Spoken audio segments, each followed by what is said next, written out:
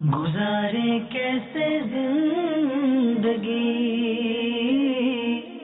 آؤ علماء سے پوچھ لیں، آئے جو مشکل پیش کوئی،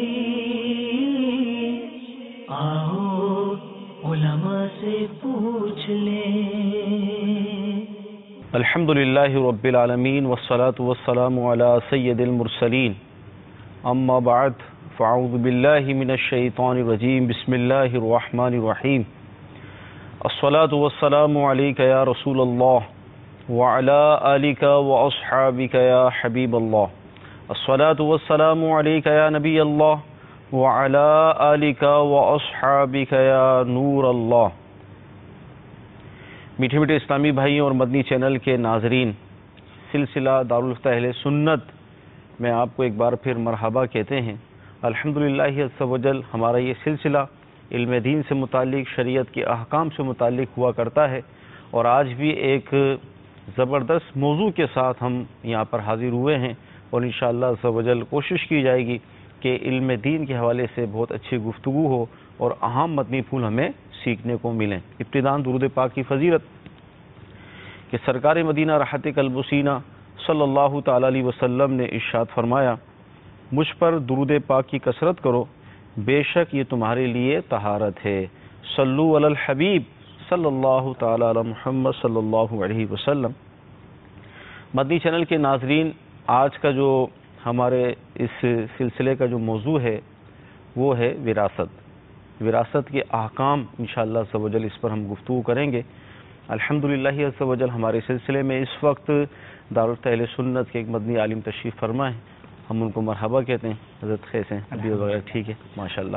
تو وراثت کے احکام سے متعلق ہماری گفتگو ہے، آئیے ہم ان کی بارگاہ میں چلتے ہیں اور ان سے پہلا سوال یہ کرتے ہیں کہ وراثت کی اہمیت سے متعلق یہ ہمیں کچھ ارشاد فرمائیں کہ وراثت کی کیا اہمیت ہے۔ الحمدللہ رب العالمین والصلاة والسلام علی سید الانبیاء والمرسلین، اما بعد فاعوذ باللہ من الشیطان الرجیم، بسم اللہ الرحمن الرحیم۔ وراثت ایک اہم ترین جو ہے وہ موضوع ہے، اور اس سے متعلق قرآن پاک میں جو ہے وہ کئی آیات طیبہ اللہ تبارک و تعالی نے واضح طور پر نازل فرمائی، اور ان میں وراثت کے احکام بیان کر دی۔ جی، اسلامی احکام جو ہے وہ بعض وہ ہیں کہ جن کا اجمالی طور پہ تذکرہ قرآن پاک میں ملتا ہے، صحیح، اس کی تفصیل سنت نبی علیہ الصلاۃ والسلام کرتی ہے، نبی کریم صلی اللہ علیہ وسلم کے فرامین کرتے ہیں، صحابہ کرام علیہم رضوان کے عمل کرتا ہے اس کی وضاحت تفصیل۔ لیکن وراثت ایک ایسا اہم ترین جو ہے وہ عنوان ہے، موضوع ہے کہ اللہ تبارک و تعالیٰ نے کس کو کتنا حصہ ملنا ہے، کب ملنا ہے، اس کی مکمل تفصیل جو ہے وہ قرآن پاک کے اندر نازل فرماتی ہے۔ صحیح۔ احادیث طیبہ کی طرف اب ہم جب نظر کرتے ہیں تو نبی کریم صلی اللہ علیہ وسلم کی حدیث مبارک ہے، ارشاد فرمایا، تعلم الفرائض، صحیح، فرائض علم وراثت کو کہتے ہیں، علم وراثت بھی کہلاتا ہے، علم فرائض بھی کہلاتا ہے۔ صحیح، تو فرمایا کہ فرائض کا علم سیکھو، وعلموہ الناس، اور لوگوں کو بھی یہ علم سکھاؤ۔ صحیح۔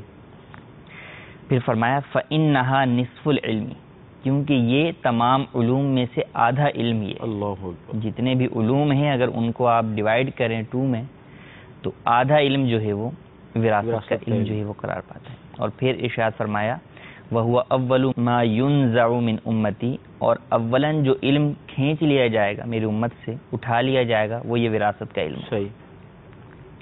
تو اس سے پتہ چلا کہ وراثت سیکھنے اور سکھانے دونوں کا حدیث طیبہ کے اندر نبی کریم صلی اللہ علیہ وسلم نے حکم ارشاد فرمایا۔ صحیح۔ تو دیگر علوم بھی سیکھنا ہر انسان پر، مسلمان پر ضرورت کے متعلق فرض ہے، ٹھیک، لیکن خاص طور پر اس علم کے بارے میں ارشاد فرمایا کہ اسے سیکھو بھی اور دوسروں کو سکھاؤ بھی، اور آدھا علم قرار دیا۔ اب اس کو آدھا علم کیوں قرار دیا گیا؟ اس سے متعلق علماء فرماتے ہیں کہ چونکہ انسان کی زندگی کے 2 پہلو ہیں، صحیح، ایک جو ہے وہ موت سے پہلے اور ایک موت کے بعد۔ اب موت کے بعد ایک تو یہ ہے کہ انسان چلا گیا، اب اس کے اعمال نہیں ہیں، اعمال کا سلسلہ ختم ہو گیا، اب تو اعمال کی جزا کا وقت جو ہے وہ شروع ہو گیا۔ لیکن اس کے مال سے متعلق جو بعض احکام ہیں جس کے اوپر دنیا والوں نے عمل کرنا ہے وہ باقی ہیں. صحیح ہے. یا اس سے متعلق احکام جس پر دنیا والوں نے عمل کرنا ہے وہ باقی ہیں.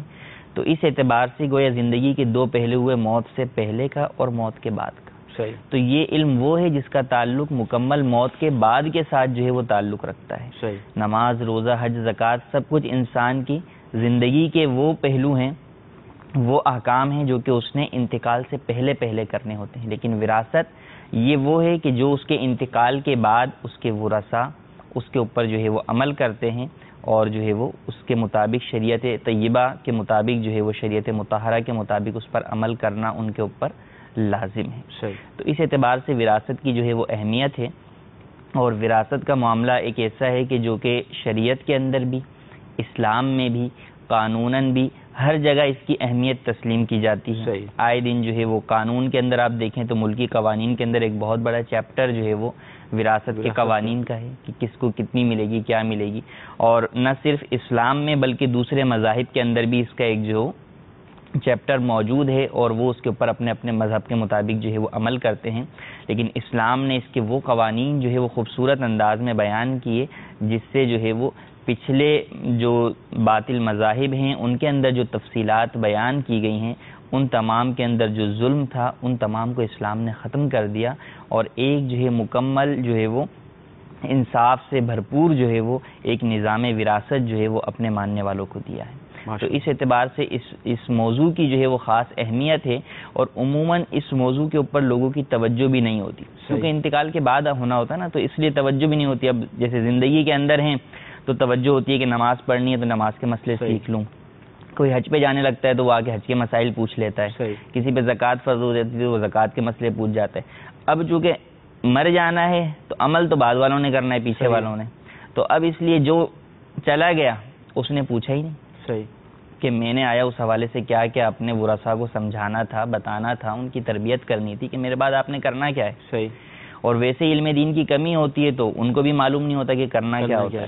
تو بالآخر وہ یہ ہوتا ہے کہ جھگڑے ہو رہے ہوتے ہیں آپس کے اندر، مرحوم کو جو ہے وہ تکلیف پہنچ رہی ہوتی ہے قبر کے اندر کہ دیکھیں میری اولاد میرے پیچھے میرے مال کے لیے جو ہے وہ اس قدر جھگڑ رہی ہے، شریعت مطہرہ کے مطابق جو ہے وہ عمل نہیں کر رہی. اس کے اندر بعض اوقات جو ہے وہ قصور اس کا اپنا ہوتا ہے کہ اس نے تربیت اولاد نہیں کی، اور بعض اوقات یہ ہوتا ہے کہ تربیت اولاد کی بھی ہو تو اولاد جو ہے وہ مال کی جو چونکہ مال اس کے اندر اہم عنصر جو ہے وہ رکھتا ہے تو اس کی وجہ سے وہ جو ہے آپس میں ناچاکیوں کا شکار ہو کر اپنے والد کو یا والدہ کو یا کسی بھی اپنے جو ہے وہ مورث کو جو ہے وہ تکلیف جو ہے وہ قبر میں پہنچا رہے ہوتے ہیں.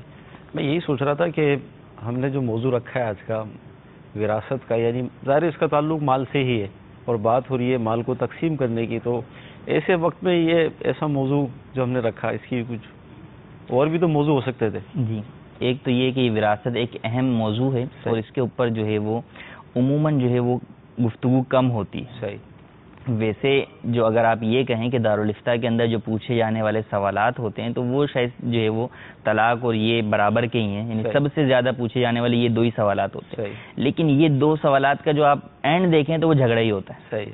یعنی جھگڑے کی صورت کے اندر ہی جو ہے وہ دارالفتہ جو ہے وہ آیا جاتا ہے کہ جناب اب جو ہے وہ آپ حل جو ہے وہ اس کا ارشاد فرمائیں.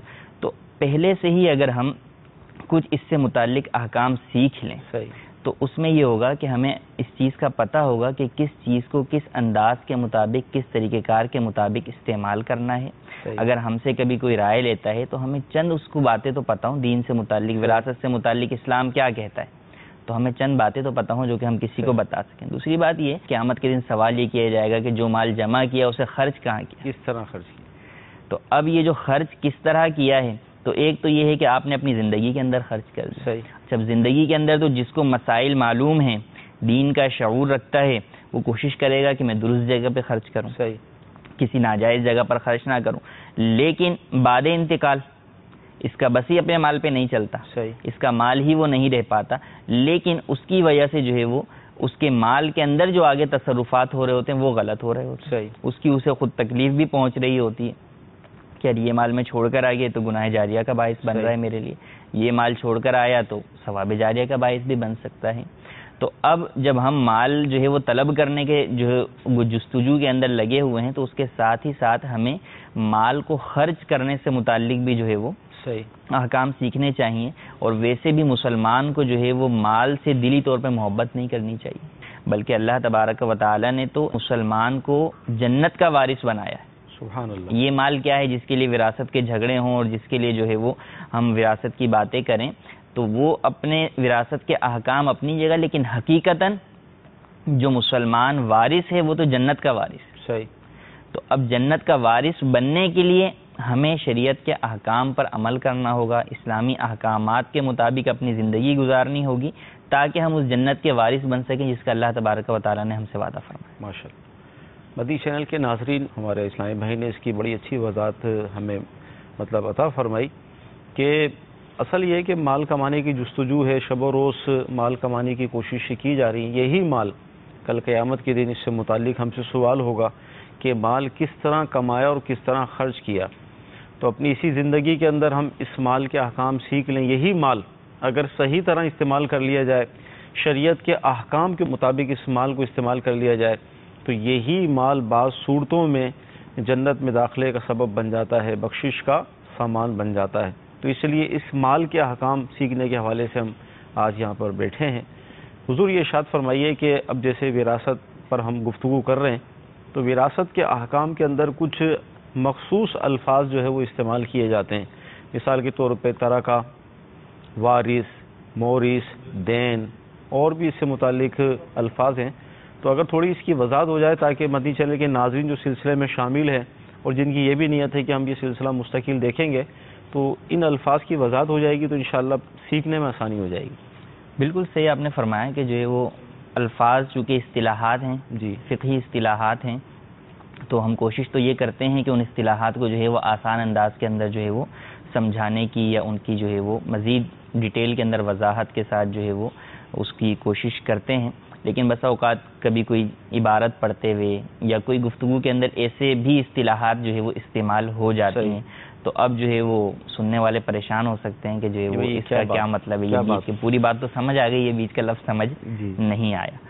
تو دیکھیں اس میں جیسے ایک تو ہے میت سے مراد جو ہے وہ مردہ ہے کہ جس کی جو ہے وراثت تقسیم ہوتی ہے، جس کا مال جو ہے وہ تقسیم ہوتا ہے.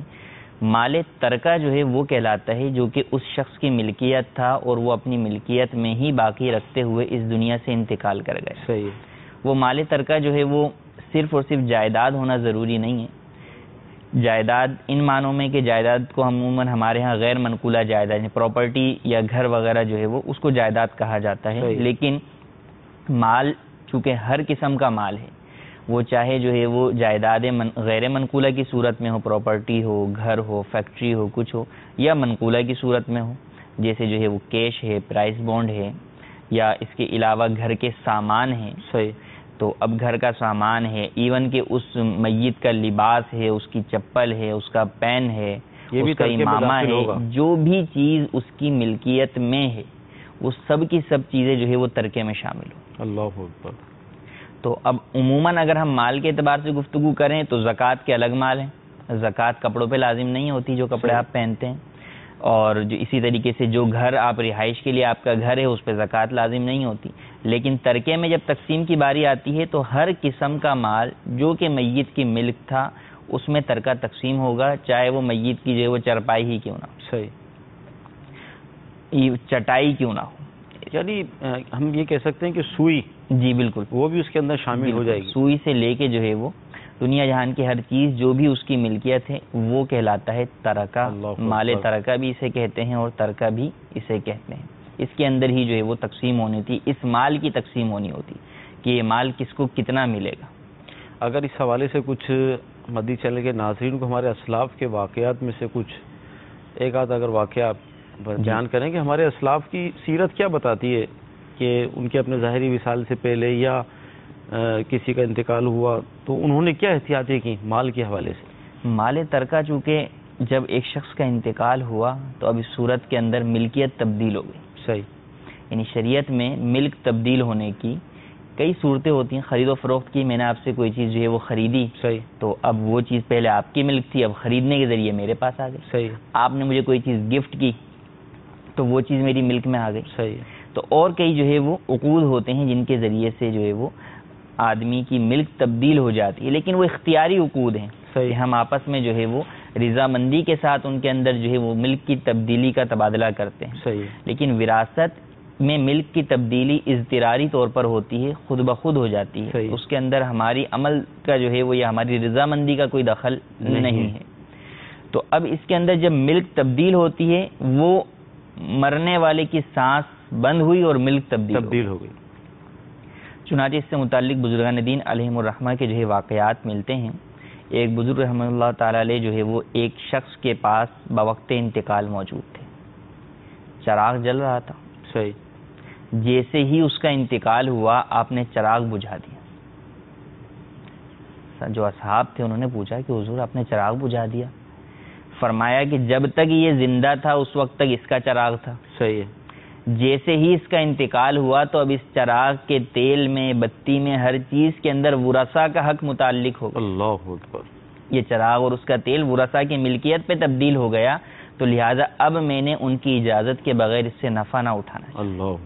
تو اس سے یہ پتہ چلتا ہے کہ ان اللہ تبارک و تعالیٰ کے بندوں کو اس بات کا علم تھا، وہ یہ باتیں جانتے تھے کہ ان تمام معاملات کے اندر ہمیں احتیاط کی حاجت ہے. صحیح. دوسرے کے مال سے بچتے تھے، دوسرے کے مال کو اپنے لیے زہر قاتل سمجھا کرتے تھے.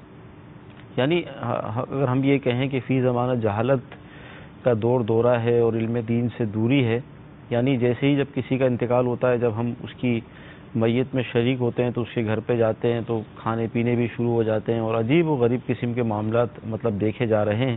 ہمارے اسلاف کو ان تمام باتوں کا علم ہوا کرتا تھا، یعنی ابتداً وہ علم سیکھتے تھے، جبھی تو ایک دم جب کسی کا انتقال ہوا تو فوراً دوسرے کے مال سے متعلق جو ہے نا وہ نظریہ ہی ہمارا تبدیل ہو گیا کہ مال مفت دل بے رحم والی جو ہے وہ حال ہے.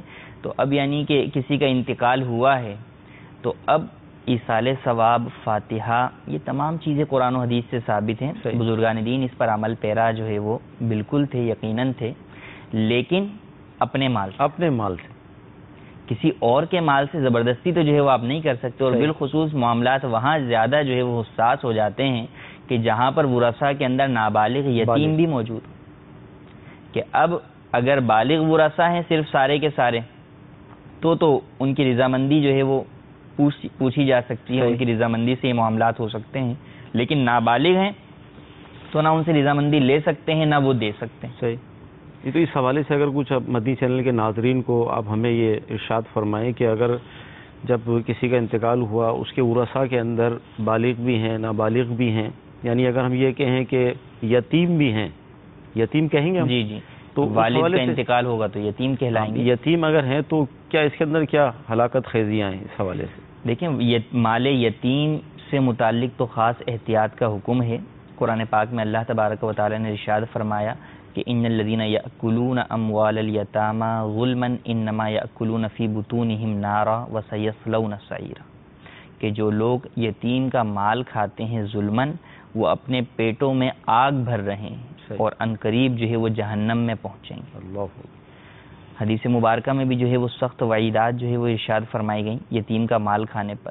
تو مال یتیم کھانا، اس کو یعنی ہمارے ہاں سمجھا یہ جاتا ہے کہ مال یتیم کھانا یہ ہے کہ میں کسی سے یتیم سے یہ مال چھین کر کھا جاؤں. صحیح. لیکن یتیم کے جو ہے وہ تحفے تحائف وصول کیے جاتے ہیں، یتیم کے مال سے جو ہے وہ صدقہ و خیرات کیا جاتا ہے، یتیم کے مال سے جو ہے وہ سویم 40ویں کے جو ہے وہ کھانے جو ہے وہ کیے جاتے ہیں. تو ان تمام باتوں کے اندر یہ جو یتیم کا مال خرچ ہو رہا ہے اس کے کھانے سے بچنا یہ بے حد ضروری ہے.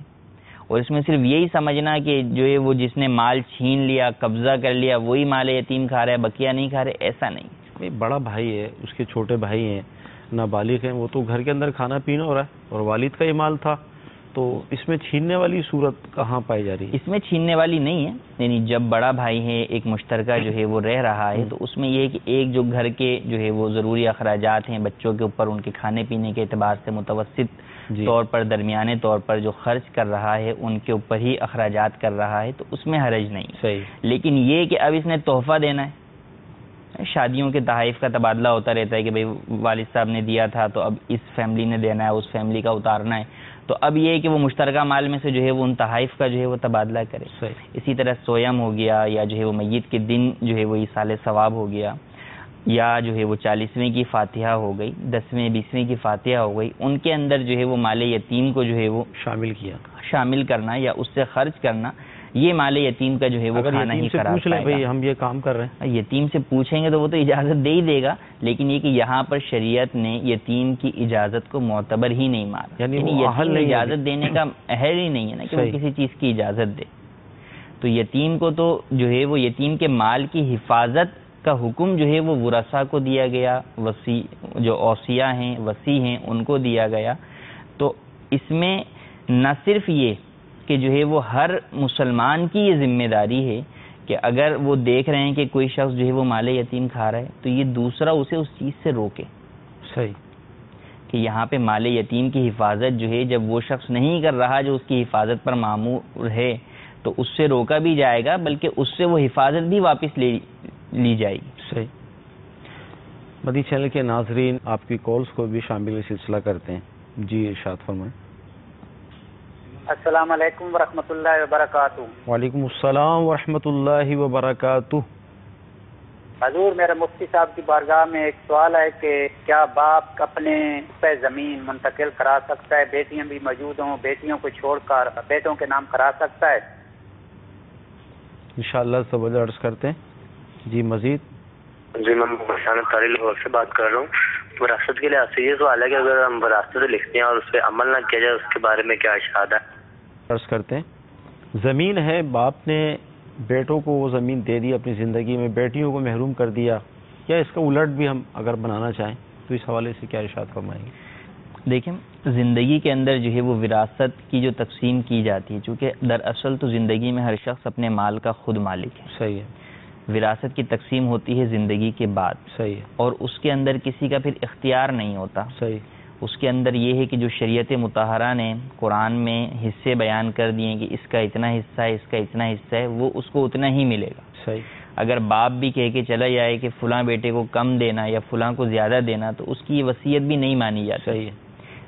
تو جو احکام بیان کر دیے گئے, حصے بیان کر دیے گئے, اللہ تبارک و تعالیٰ نے قرآن مجید میں ارشاد فرمایا حصے بیان کرنے کے بعد فریضۃ من اللہ, صحیح, کہ اللہ کی طرف سے یہ حصے مقرر.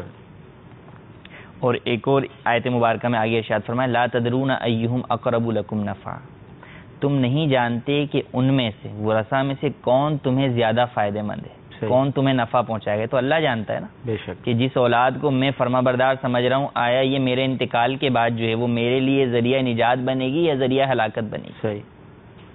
تو اللہ تبارک و تعالیٰ جانتا ہے. تو یہ حصے اللہ تبارک و تعالیٰ کی جانب سے مقرر کردہ ہیں جو وراثت کے حصے ہیں, جو کہ بعد انتقال جو ہے وہ تقسیم ہوتی ہے. صحیح. اب اگر زندگی کے اندر ہی کوئی تقسیم کرنا چاہے تو اس میں شریعت مطہرہ کا جو حکم ہے, جو ارشاد ہے, وہ یہ ہے کہ اگر کوئی شخص اپنا مال اپنی زندگی میں تقسیم کرنا چاہتا ہے تو اس میں سے جتنا مال اپنے لیے رکھنا چاہے رکھ لے, کوئی اس کی لمٹ نہیں ہے کہ میں اتنا رکھوں یا اتنا رکھوں. اسی طریقے سے اگر اپنی زوجہ کو کچھ دینا چاہتا ہے تو اسے دے دے, کسی اور کو دینا چاہتا ہے وصیت کے طور پر دینا چاہتا ہے تو اسے دے دے. لیکن جو مال وہ تقسیم کر رہا ہے اپنی اولاد کے مابین تو اب بیٹے اور بیٹیوں میں برابر برابر تقسیم کرے. صحیح. وراثت جب تقسیم ہوتی ہے انتقال کے بعد تو اس میں بیٹے کو ڈبل ملتا ہے, بیٹی کو سنگل ملتا ہے. صحیح. لیکن جب انتقال سے پہلے تقسیم یہ شخص خود کر رہا ہے تو اب اس کو یہ کہا جا رہا ہے کہ آپ کے لیے بہتر یہ ہے کہ آپ بیٹے اور بیٹیوں کو برابر برابر تقسیم کریں. یہ تو حکم ہے کہ دونوں کو دیں اور برابر برابر دیں. صحیح. اور ایک یہ کہ کسی کو دینا اور دوسرے کو جو ہے وہ محروم کر دینا, تو یہ تو ظلم ہے, اس کی جو ہے وہ اسلام میں اجازت نہیں ہے, کرنے والا گناہگار ہوگا. نبی کریم صلی اللہ تعالی علیہ وسلم کی حدیث مبارکہ حضرت نعمان بن بشیر رضی اللہ تعالی عنہ روایت کرتے ہیں, فرماتے ہیں کہ میری والدہ جو ہے وہ بنت رواحہ نے میرے والد جو ہے وہ حضرت بشیر رضی اللہ تعالی عنہ سے فرمایا کہ میرے بیٹے نعمان کو آپ کوئی مال ہبہ کر دیں, گفٹ کر دیں زندگی کے اندر. فرماتے کہ والد نے جو ہے وہ سن لیا, لیکن 1 سال کا عرصہ گزر گیا اور اس کے بعد پھر انہیں یاد آیا. صحیح. اور انہوں نے اب کہا کہ بنت رواحہ میں تمہارے بیٹے نعمان کو اتنے جو ہے وہ مال دے رہا ہوں. صحیح. تو اب بنت رواحہ رضی اللہ تعالیٰ عنہ نے فرمایا کہ اب جو آپ یہ مال دے رہے ہیں میرے بیٹے کو، اس پر آپ پہلے نبی کریم صلی اللہ علیہ وسلم کو گواہ بنائیں، پھر میں مانوں گی. صحیح. تو اب حضرت بشیر رضی اللہ تعالیٰ عنہ جو ہے حضرت نعمان کو جو فرماتے ہیں کہ اس وقت میں 9 عمر لڑکا تھا، ہاتھ پکڑ کے حضور کے پاس لے گئے اور فرمایا یا رسول اللہ، اس کی ماں بنت رواحہ چاہتی ہے کہ میں جو ہے وہ اس کو اتنا مال دے رہا ہوں اور آپ کو اس پر گواہ بنا لوں. آپ علیہ الصلوۃ والسلام نے ارشاد فرمایا اے بشیر کیا اس کے علاوہ بھی تمہاری اولادیں ہیں؟ عرض کی جی ہاں یا رسول اللہ. فرمایا کیا انہیں بھی جو ہے وہ مال دیا ہے؟ صحیح. فرمایا نہیں. تو فرمایا کہ پھر مجھے اس پر گواہ نہ بناؤ کہ میں ظلم پر گواہ نہیں بنتا. اللہ. ایک اور روایت میں فرمایا کہ اس پر مجھے گواہ نہ بناؤ بلکہ کسی اور کو گواہ بناؤ. صحیح. میں جو ہے وہ ظلم پر گواہ نہیں بنتا. اسی طرح ایک اور حدیث مبارکہ کے آخر میں ارشاد فرمایا کہ اے لوگو اللہ تبارک و تعالی سے ڈرو اور اپنی اولاد کے درمیان انصاف کرو. صحیح. ایک اور روایت میں حضرت نعمان بن بشیر رضی اللہ تعالیٰ عنہ والی جو روایت ہے اسی کے آخر میں ان الفاظ کا اضافہ ہے. فرمایا کیا تم یہ چاہتے ہو کہ تمہاری اولاد تمہارے ساتھ حسن سلوک برابری سے کرے؟ یعنی ساری اولاد تمہارے ساتھ اچھا سلوک کرے؟ فرمایا جی ہاں.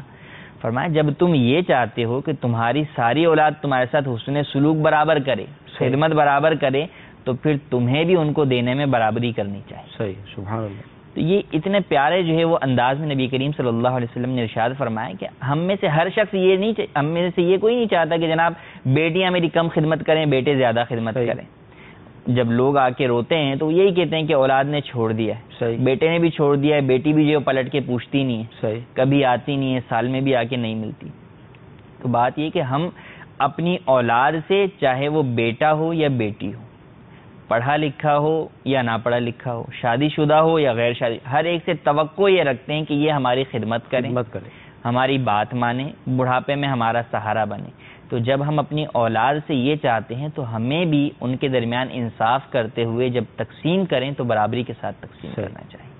ورنہ یہی چیزیں، یعنی ایک تو مکمل طور پہ جو محروم کر دینا ناجائز و گناہ ہونے کے ساتھ ساتھ اس چیز کا نقصان یہ ہوتا ہے کہ پھر اولاد اور والدین کے درمیان جو ہے وہ ایک دیوار کھڑی ہو جاتی ہے.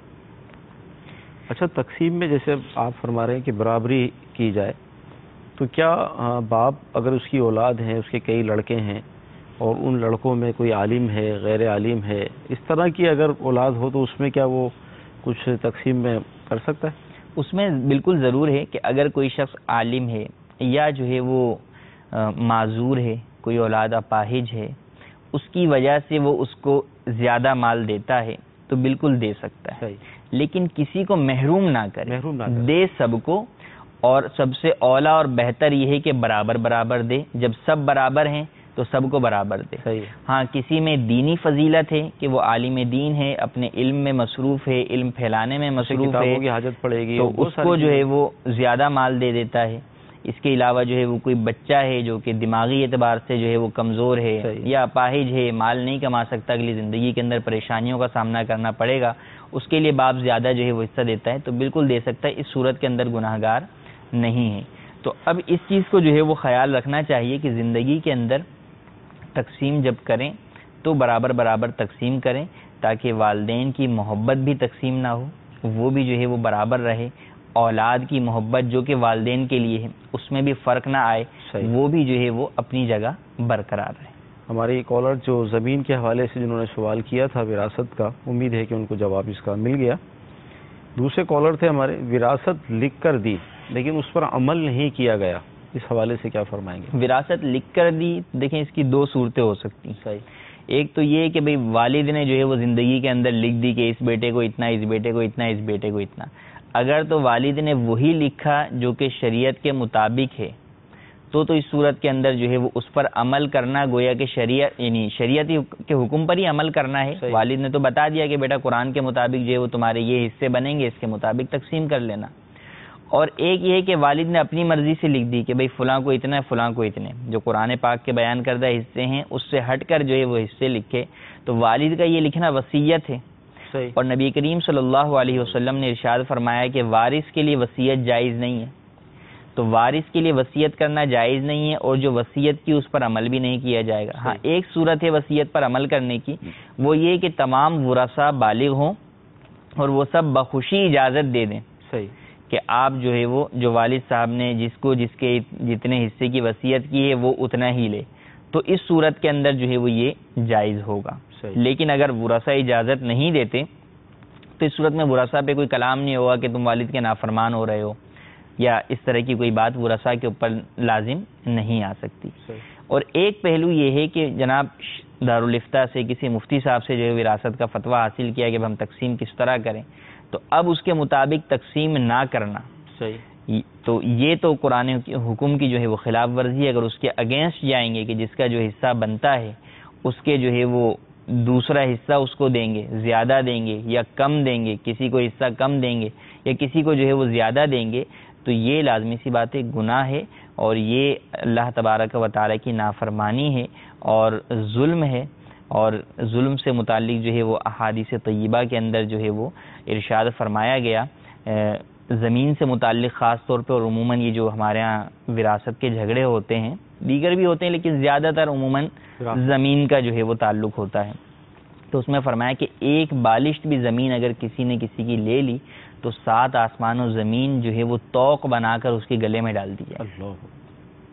تو اس قدر جو ہے وہ سخت وعیدیں ہیں، تو ایک تھوڑا سا مال جو ہے وہ دنیا کے اندر لے کر ہم کتنا جو ہے وہ اس سے کما لیں گے اور کتنا اس کو خرچ کر لیں گے، یہیں سب کچھ رہ جانا ہے، سب کچھ فنا ہو جانا ہے۔ تو ہمیں یہ چاہیے کہ جو شریعت مطہرہ کے احکام ہیں ان کے مطابق جو ہے وہ عمل کریں، اور اس کے مطابق جلد از جلد جو ہے وراثت کو تقسیم کریں۔ ہر شخص جو ہے وہ دوسرے کے مال کو اپنے لیے جو ہے وہ زہر ہی سمجھے اور اس سے بچے، اور اس کا مال اسے فوری طور پر ادا کرے۔ موضوع سے متعلق گفتگو ہماری چل رہی تھی، اصطلاحات آپ بیان کر رہے تھے، اس کی تعریفات، ترکہ، وارث وغیرہ، تو اگر اس پر کچھ ترکے کا ہم نے بیان کر دیا۔ وارث جو کہ بوقت انتقال، میت کے انتقال کے وقت جو اس کے ورثاء میں، رشتہ داروں میں جو اس کے زندہ ہیں وہ وارث بنتے ہیں، اور اب ان میں سے کون وارث بنے گا اس کی ایک مکمل تفصیل ہے کہ کب کون وارث بنے گا اور کب کون وارث نہیں بنے گا۔ لیکن جو ضروری چیز ہے وہ یہ کہ وارث ہونے نہ ہونے کا دار و مدار یہ ہے کہ میت کے انتقال کے وقت وہ وارث زندہ ہو، تو وہ وارث بنے گا۔ اگر اس کا انتقال جو ہے وہ میت سے پہلے ہو گیا تو اب اس کو مثال دے کر کچھ سمجھا۔ مثال یہ کہ جو ہے وہ جیسے والد کا جو ہے وہ انتقال ہوا اور بیٹا زندہ ہے، تو اب یہ بیٹا وارث ہوگا۔ لیکن اگر بیٹے کا انتقال باپ سے پہلے ہو گیا تو اب ویسے تو اولاد تو ہے اس کی، اور ورثاء کے اندر جو ہے وہ اولاد شمار بھی ہوتی ہے کہ بھئی آپ کے کتنے بیٹے تھے، کہ میرے بیٹے 6 تھے، اب کتنے، اب 5 ہیں، تو ایک کا انتقال کب ہوا، وہ تو پہلے ہو گیا۔ تو اس اعتبار سے جس کا انتقال پہلے ہو جائے گا، والد سے پہلے ہو جائے گا، اس کا حصہ جو ہے وہ نہیں بنے گا، کہ بوقت انتقال جب وہ زندہ نہیں تھا تو وہ وارث قرار نہیں پائے گا۔ صحیح۔ مزید وضاحت؟ مورث سے مراد میت ہوتی ہے کہ جس کی وراثت جو ہے وہ تقسیم کی جا رہی ہوتی ہے، اور وصی جو کہ جس کو وصیت کی جاتی ہے، وصیت پر عمل درآمد کرنے کے لیے کسی کو مقرر کیا جاتا ہے کہ میری طرف سے یہ وصیت ہے، آپ اس پر جو ہے وہ وصیت پہ عمل کروا دیے گا، تو یہ جو ہے وہ وصی ہوتا ہے۔ موصی لہو ہوتا ہے کہ جس کے لیے وصیت کی گئی، کسی نے وصیت کی کہ فلاں شخص کو جو ہے وہ 10,000 روپے دے دینا، تو اب یہ جس کے لیے وصیت کی گئی ہے یہ موصی لہو ہے کہ اس کے لیے وصیت کی گئی ہے۔ دین جو ہے وہ قرض ہے، وہ چاہے جو ہے وہ قرض جو ہے وہ کسی بھی طرح کا قرض ہو تو وہ دین شمار ہوتا ہے۔ اور وراثت کے معاملات کے اندر جو دین سے متعلق گفتگو کرتے ہیں وہ دین جس کا تعلق حقوق العباد سے ہو۔ ایک دین جو ہے وہ زکوٰۃ والا بھی ہوتا ہے کہ کسی شخص نے زکوٰۃ نہیں دی تو اس کے اوپر وہ دین ہے، لیکن وراثت میں جب دین کی ہم بات کرتے ہیں تو وہاں پر وہ دین جو کہ بندوں کا کسی کا دینا ہے۔ صحیح۔ مدی چینل کے ناظرین، جو ابھی اصطلاحات بیان کی گئیں، جس کی تعریفات بیان کی گئیں، انشاءاللہ عز و جل ان کا بار بار استعمال آئے گا بھی دوران گفتگو، تو ابتداءً اس لیے بیان کر دی گئی ہیں تاکہ اگر دوران گفتگو آپ یہ لفظ سنیں گے تو ظاہر اس وقت وضاحت نہیں ہو پائے گی۔ تو اگر ابھی آپ کے پاس ڈائری ہے، قلم ہے، اور اگر آپ نے لکھے ہوگا تو انشاءاللہ عز و جل جو آگے گفتگو جیسے ابھی ہوگی یا آئندہ سلسلے میں ہوگی تو انشاءاللہ سمجھنے میں آپ کو آسانی رہے گی۔ کچھ کالز کو ہم شامل کرتے ہیں۔ جی، میرا نام یوسف خان میں انڈیا تھام گجرات سے بول رہا ہوں. دارالفتہ اہل سنت موضوع وراثت کے احکام میں دیکھ رہا ہوں. اگر ایک لڑکا اور 4 لڑکیاں ہیں اور صرف لڑکیوں کو سبھی چیزیں دے دی جائے تو کیا یہ مناسب ہے؟ جیتے جی یعنی کہ اماں ابا کے جیتے جی سبھی چیزیں لڑکیوں کو دیا جائے اور لڑکے کو کچھ بھی نہ دیا جائے تو کیا یہ مناسب ہے؟ اس کے لیے برائے کرم ہماری رہنمائی فرمائیے اور اچھے مضمون پھول پیش کریے. ماشاءاللہ بہت خوشی ہوئی انڈیا سے آپ ہمارا یہ سلسلہ دیکھ رہے ہیں اور ماشاءاللہ آپ کی کال کو آج ہی شامل سلسلہ کر لیا گیا. بہت پیارا آپ نے سوال کیا، جواب انشاءاللہ بھی عرض کرتے ہیں. جی مزید. میرا مفتی صاحب سے یہ سوال ہے کہ یہاں پر خاص کر دیہاتوں میں اکثر مقامات پہ کوئی فوت ہو جائے کوئی گھر کا سربراہ تو کلخانی کی جاتی ہے. اب کلخانی میں ورثہ میں ایسے نابالغ بچے بھی چھوڑے ہوتے ہیں اور اس کنڈیشن میں کلخانی میں شرکت کرنا اور وہاں پر تعام وغیرہ کا انتظام ہوتا ہے اور تعام وغیرہ اگر کھا لیا جائے تو کیا اس کے بارے میں کیا شرعی حکم ہے؟ انشاءاللہ سبحانہ عرض کرتے ہیں. انڈیا سے ہمارے یوسف بھائی تھے. ایک لڑکا ہے، 4 لڑکیاں ہیں. لڑکے کو محروم کر دیا، لڑکیوں کو مال دے دیا. اس حوالے سے کیا فرمائیں؟ محروم کرنے سے کے حوالے سے جیسے ہم نے بیان کیا کہ محروم کسی کو بھی کریں، کسی بھی وارث کو محروم کریں گے تو یہ گناہ ہے، چاہے وہ محروم ہونے والا لڑکا ہو یا لڑکی ہو. کسی کو بھی محروم کریں گے، یعنی عموماً چونکہ محروم لڑکیوں کو کیا جاتا ہے تو اس لیے ہم نے اس کی مثال دی تھی. لیکن اگر کوئی لڑکے کو بھی محروم کرتا ہے تو اس صورت کے اندر بھی وہ گناہ گار ہوگا. لڑکے کو بھی حصہ دے، لڑکی کو بھی حصہ دے، اور بہتر یہ ہے کہ برابر برابر حصہ دے. عموماً ایسا ہوتا ہے کہ وہ آگ کر دیتے ہیں، لفظ آگ استعمال کیا جاتا ہے اور وہ پھر آگ سے مراد عوام کی یہی ہوتی ہے کہ اب یہ ہر طرح کی مال سے دیگر معاملات سے محروم. تو اس حوالے سے فرمائیے. آگ جو ہے وہ کرنا یہ رائج ہے اور قانوناً بھی جو ہے وہ اس کی حیثیت ہوتی ہے. تو آگ کی جو شرعی حیثیت ہے وہ جاننا جو ہے وہ ضروری ہے کہ آگ کون ہوتا ہے اور کس کو جو ہے وہ آگ کرنے کا کیا حکم ہے. تو دیکھیں، ایک تو یہ ہے کہ وراثت یہ ایک ایسا مال ہے اور ایک ایسا حق ہے جو کہ میں نے ابتدا میں بیان کیا ہے کہ یہ رضامندی کے ساتھ اس میں ملکیت تبدیل نہیں ہوتی، بلکہ زبردستی آپ کے پاس آتا ہی آتا ہے. صحیح ہے. اچھا، اب جو شخص بعد میں اپنے مال سے متعلق کہہ رہا ہے کہ اس کو محروم کر دیں تو یہ کہ اس وقت وہ آپ کا مال ہی نہیں ہے. صحیح. اس وقت تو وہ آپ کا مال ہی نہیں. جب آپ انتقال کر گئے تو وہ تو ملکیت تبدیل ہو گئی. اور ابھی جو آپ بات کہہ رہے ہیں تو ابھی اگر آپ خرچ کر دیں مال تو ایک الگ بات ہے. صحیح ہے. لیکن ابھی وہ مال اگر موجود ہے تو اس صورت کے اندر وہ آپ کا ہے. بعد انتقال اس کے بارے میں یہ کہنا کہ فلاں کو نہ دیں تو فلاں کو نہ دیں، یعنی وراثت میں تو ملکیت آ گئی نا. صحیح ہے.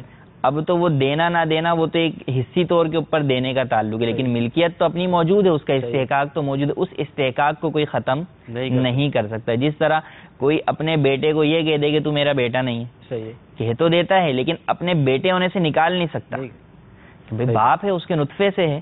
تو اب جس طرح اپنے بیٹے ہونے سے نہیں نکال سکتا کہ اس کی پشت سے ہے، اس کی جو ہے وہ نسل ہے، تو کوئی اپنی نسل سے کس طرح کسی کو خارج کر سکتا ہے. اسی طریقے سے وراثت سے بھی آپ کسی کو خارج نہیں کر سکتے کہ بعد انتقال اس کو جو ہے وہ نہیں ملے گا. اصل میں آق جو ہے وہ ہے عقوق سے، عربی کا لفظ ہے اور اس کا معنی ہے نافرمان. صحیح. تو جو نافرمان ہے والدین کا تو وہ تو ویسے ہی نافرمان ہے اور آق ہے. اور حدیث مبارک کے اندر جو ہے وہ عقوق الوالدین یعنی والدین کی نافرمانی کو شرک کے بعد گناہوں میں شمار کیا گیا، کبیرہ گناہوں کے اندر. اور جو شخص والدین کی نافرمانی کرتا ہے تو اب والدین کی نافرمانی 2 طرح کی ہو سکتی ہے.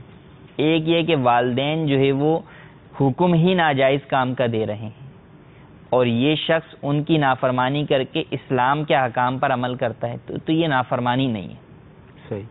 یہ در حقیقت نافرمانی نہیں ہے کہ اللہ تبارک و تعالیٰ کی نافرمانی میں کسی کی اطاعت جائز نہیں ہے کہ اللہ تبارک و تعالیٰ خالق و مالک ہے، اولاً اس کی اطاعت لازم ہے، اس کے بعد پھر مخلوق میں دیگر افراد کی اطاعت لازم ہے. تو اب ایک کام کا حکم اللہ دے رہا ہے اور اسی کام سے والدین منع کر رہے ہیں تو اولاً اللہ تبارک و تعالیٰ کے حکم پر عمل کیا جائے. اور دوسری صورت یہ کہ والدین کی نافرمانی جو ہے وہ عام کاموں میں کی جائے، شریعت مطہرہ کے خلاف نہیں ہے، ان کاموں میں والدین کی نافرمانی کرتے ہیں، بلکہ بعض بے باک جو ہے وہ نافرمانی تو کجا گستاخی کرتے ہیں. صحیح. تو نافرمانی والدین تو کبیرہ گناہوں میں ہے، لعنت کا سبب ہے، حتیٰ کہ علماء نے یہاں تک فرمایا کہ ایمان پر خاتمے سے محرومی کا سبب ہے اللہ اکبر، والدین کی نافرمانی۔ تو جو شخص جو اولاد نافرمان ہے تو اسے اتنی ساری وعیدات اور اس قدر اس کو نقصانات تو ویسے ہی مل رہے ہیں۔ صحیح، مالی نقصان اس کا کیا بگاڑ لے گا، مال تو آج ہے کل نہیں ہے، صحیح، لیکن جو حقیقتاً نافرمان ہے تو وہ رب کی رحمت سے محروم ہو رہا ہے، کبیرہ گناہوں میں جا پڑ رہا ہے، آخرت کے اندر جو ہے وہ عذابات کا سلسلہ اس کے اوپر ہوگا۔ تو اس کو تو اولاً جو کہ نافرمان اولاد ہے اس کو تو والدین کو راضی کرنا چاہیے، چاہے مال ملے یا نہ ملے، یعنی والدین اگرچہ آگ کر بھی دیں تو اس کو تو اپنی آخرت سنوارنے کے لیے ان کو معافی کر کے ان کو راضی کرنا چاہیے۔ لیکن اب یہ جتنی بھی بات ہے کہ اولاد کی نافرمانی، اولاد کا یہ ہے اولاد کا عمل، صحیح، والدین کا عمل ہے وہ کیا ہے؟ اگر اولاد نے شریعت کی نافرمانی کی، والدین کی نافرمانی کی تو وہ تو گناہ گار ہوا۔ اب اگر والدین بھی شریعت کی نافرمانی کریں گے تو پھر برابر ہو گئی دونوں طرفی بات، کہ اس نے بھی رب کی نافرمانی کی، انہوں نے بھی رب کی نافرمانی، تو اس نے رب کی نافرمانی کی تو یہ تو اپنی جگہ گناہ گار ہوا۔ آپ رب کی نافرمانی نہ کریں، آپ کسی کو اس کے حق سے محروم نہ کریں، اس کے لیے یہی ساری چیزیں بہت ہیں۔ صحیح، تو اس کو جو عموماً جو ہے وہ کہہ دیا جاتا ہے کہ ہم آگ کرتے ہیں، تو اس کی جو ہے وہ کوئی شرعی حیثیت نہیں ہے۔ اگرچہ والدین آگ کر دیں اس کے باوجود وہ شخص والدین کا وارث رہے گا اور بعد انتقال اسے حصہ دیا جائے گا، بعد انتقال جو حصہ نہیں دے گا وہ گناہ گار ہوگا۔ اور والدین اگر اس طرح کی کوئی اپنی وصیت لکھ چکے ہیں یا اس طرح کا کوئی آق نامہ بنا چکے ہیں اور اس کی وجہ سے اسے حصہ نہیں ملے گا تو یہ بھی گناہ گار ہوں گے۔ تو اس پہ والدین کو جو ہے وہ سوچنا چاہیے کہ اس کی غلطیاں اس کے ساتھ ہیں، اس کی وجہ سے ہم اپنی آخرت کیوں تباہ کریں۔ تو اگر کسی نے بھی اس طرح اپنے کسی بھی بیٹے یا بیٹی سے متعلق کوئی بھی اس طرح کی چیز بنائی ہے تو اس کو ختم کر دیں اللہ تبارک و تعالیٰ کی رضا کے لیے، کہ مقصد جو ہے وہ اللہ کو راضی کرنا ہے۔ بے شک، تو میرے اس عمل سے چونکہ رب تعالیٰ ناراض ہوگا، میرے اس عمل سے رسول اللہ صلی اللہ علیہ وسلم ناراض ہوں گے، لہذا میں اس کو ختم کروں، صحیح، ورنہ پھر میں نافرمان شمار ہو جاؤں گا رب تعالیٰ کا۔ بیٹے کی وجہ سے یا اولاد کی وجہ سے اپنے آپ کو کیوں میں اپنے آپ کو جو ہے وہ کیوں نافرمان جو ہے وہ رب کا بناؤں؟ تو اس چیز کو ختم کر دیں۔ مال و دولت تو جو ہے وہ ایک فانی چیز ہے، ختم ہو جانی ہے، اور یہ تو تھا والدین کے لیے، لیکن اولاد کو سوچنا چاہیے اپنی جگہ۔ یہ چیز کثرت سے جو ہے وہ معاشرے کے اندر بے راہ روی جو ہے وہ بڑھتی چلی آ رہی ہے کہ والدین کے نافرمان ہوتے چلے جا رہے ہیں۔ تو یہ جو اس قدر سخت وعید کے بوقت انتقال جو ہے وہ انسان کو ایمان نہ ملے، اس سے بڑھ کر اور کیا ہے؟ تو والدین کی جائز کاموں کے اندر اطاعت کریں، والدین کو خوش رکھیں۔ اللہ تبارک و تعالیٰ نے قرآن مجید میں انہیں اف تک کہنے سے منع کیا گیا، تو والدین کے ساتھ جو ہے وہ حسن سلوک کریں۔ تو اللہ تبارک و تعالیٰ کے احکامات پر عمل کرتے ہوئے اولاد والدین کی نافرمانی کریں، اور والدین رب تعالیٰ کے احکامات پر عمل کرتے ہوئے، اسلام اور شریعت کے احکام پر عمل کرتے ہوئے آق جیسا کوئی بھی عمل کر کے اپنے نامہ اعمال کے اندر اپنے آپ کو رب کا نافرمان نہ بنائیں، بلکہ رب تعالیٰ کی اطاعت کرتے ہوئے جو ہے وہ جس کا جو حصہ ہے وہ اسے دے دیں۔ ٹھیک، دیہات بالخصوص دیہات ہیں اور بالعموم شہروں میں بھی یہ ہوتا ہے، کل خانی کے اندر جو نابالغ کا بھی حصہ شامل ہو جاتا ہے، اس حوالے سے کل خانی کے اندر دیکھیں دو چیزیں ہیں، ایک تو یہ ہے کہ دعوت میت کا کھانا، دعوت میت کا کھانا جائز ہی نہیں ہے، اس کا اہتمام کرنا بھی جائز نہیں ہے، چاہے وہ آپ اپنے مال سے کریں، ورثہ میں سے بالغ ورثہ اپنے مال سے کریں، یا کوئی دوسرے دوست احباب میں سے کوئی جو ہے وہ کریں۔ تو چونکہ یہ موقع جو ہے وہ غمی کا موقع ہے، خوشی اور سرور کا موقع نہیں ہے کہ اس میں دعوت کا اہتمام کیا جائے، تو یہ جو چیز رائج ہے یہ ویسے ہی ناجائز ہے، اس سے بچنا بہر صورت لازم ہے۔ اب دوسرا یہ ہے کہ فاتحہ کرنا، غریبوں کے اندر صدقہ و خیرات کرنا، تو وہ جائز ہے، صدقہ و خیرات کرنا ایصال ثواب کے لیے، مرحوم کے ایصال ثواب کے لیے، لیکن اس میں بھی بالغ وارث اپنا مال خرچ کرے یا جو ہے وہ دیگر بالغ ورثہ کی اجازت سے ان کا مال خرچ کرے۔ اگر نابالغ کا مال خرچ کرے گا تو اس صورت کے اندر گناہ گار ہوگا، اور نابالغ کے مال میں نابالغ کو اتنا مال جو اس کا خرچ کیا وہ تاوان بھی دینا ہوگا۔ اب اگر مجھے یہ بات معلوم ہے، کوئی غریب ہے، اس کو بلایا ہے کہ یا اس کے گھر پہ کھانا بھجوایا ہے کہ جو ہے وہ یہ ایصال ثواب کے لیے غریبوں کے اندر ہم کھانا تقسیم کر رہے ہیں، یا اور کوئی چیز جو ہے وہ ایصال ثواب کے طور پہ کر رہے ہیں، اب اگر اسے یقینی طور پہ یہ بات معلوم ہے کہ اس میں مال یتیم شامل ہے تو اب اس صورت میں اس کو لینا بھی جائز نہیں ہے۔ ہاں معلوم نہیں ہے تو پھر اس صورت کے اندر جو ہے یہ گناہ گار نہیں ہوگا۔ مدنی چینل کے ناظرین، ہمارے سلسلے کا وقت ختم ہو چکا ہے۔ آج ہمارا وراثت سے متعلق سلسلہ ہوا، بہت ساری احکام ابھی باقی ہیں، بہت ساری گفتگو باقی ہے۔ ہم اللہ تعالیٰ کی بارگاہ میں دعا کرتے ہیں کہ اللہ تبارک و تعالیٰ آج کا ہمارا یہ سلسلہ اپنی بارگاہ میں قبول فرمائے، جو باتیں ہم نے سیکھی ہیں اس پر عمل کرنے کی توفیق عطا فرمائے۔ صلو علی الحبیب صلی اللہ تعالی علی محمد صلی اللہ علیہ وسلم۔ گزارے کیسے زندگی، آؤ علماء سے پوچھ لیں، آئے جو مشکل پیش کوئی